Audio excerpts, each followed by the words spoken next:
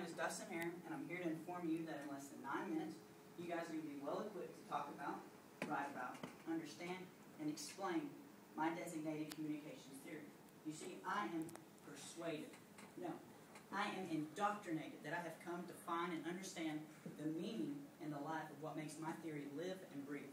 I am 100% convinced that I can shed upon you light of the foundation and the infrastructure of what is known as the SCT. Peter Singe once said, "To listen fully means to pay close attention not only to what is being said, but the words, but what is." He once said, "To listen fully means to pay close attention to what is being said beneath the words.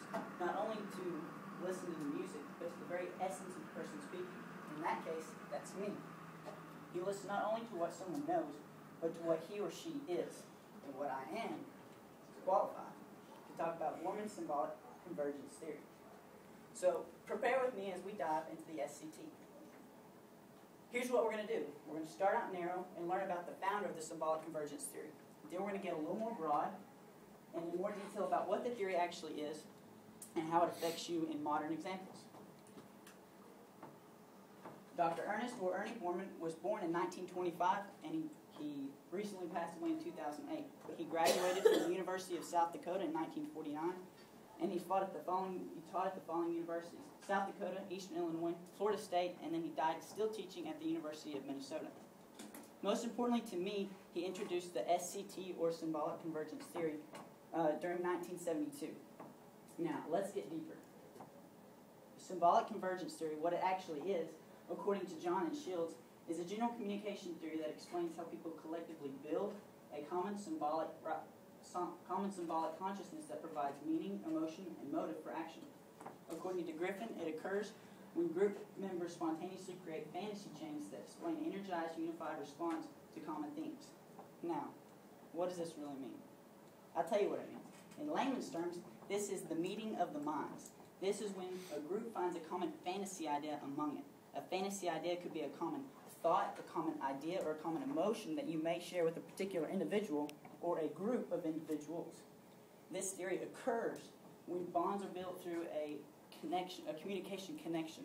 So let's say Ted's at the office and he looks at his watch and he notices, he says, "Oh man, I have to pick up my kid from soccer practice at 4:30.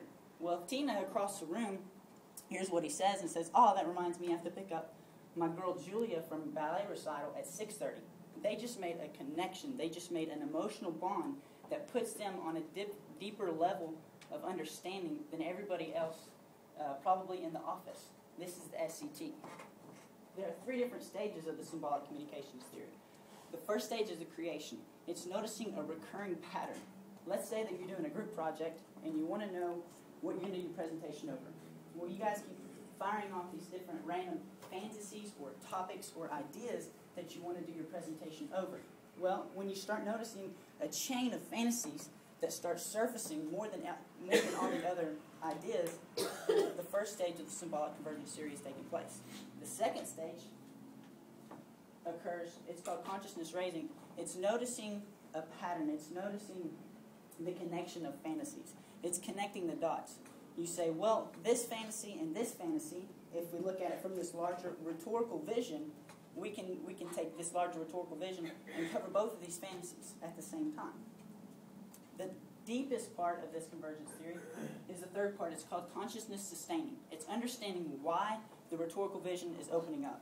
You not only listen to the music, but you try to understand why. Why did the composer put these notes here? Why did he inject this emotion into this part of the song? If you can understand that, then you're on a deeper level of understanding and communication with this person. You have an advantage to understand their characteristic. Isn't that pretty cool? This is how the symbolic convergence theory affects you. You will use it to be able to read and to know people all the time. I'm going to use Luke as an example. Luke, what movie is this from? Come on, Penny, man. The kid is a L7 weenie. The Sandlot. Now let me give you some background information. Sandlot's an awesome movie, but I didn't know Luke's name until yesterday when I asked him for it in, not Wellness Center, where we were eating in the cafeteria in Winslow.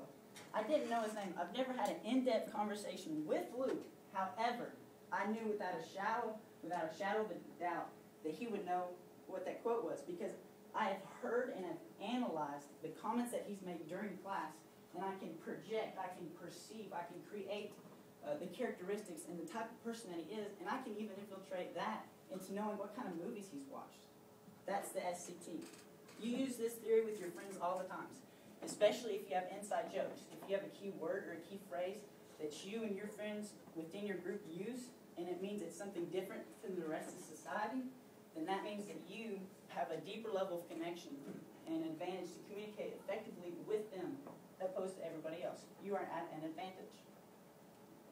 You might use this in your workplace, real plain and simple, like Ted. He said he had to pick up his kid. It doesn't have anything relevant to do with his workplace. However, he had a bond, a connection with somebody at a deeper level because of just the simple statement that he made. Or it might be more complex. You might use it in making a communications decision.